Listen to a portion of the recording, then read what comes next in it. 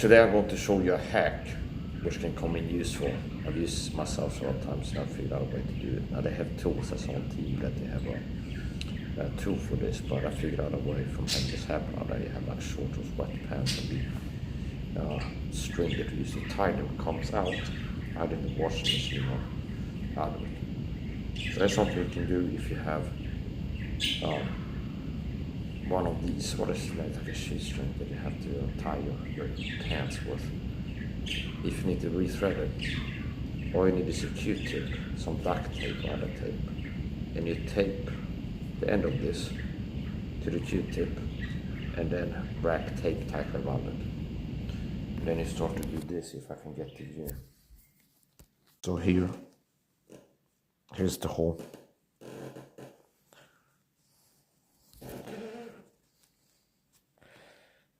And there's different ways you can do this. You can just push on it.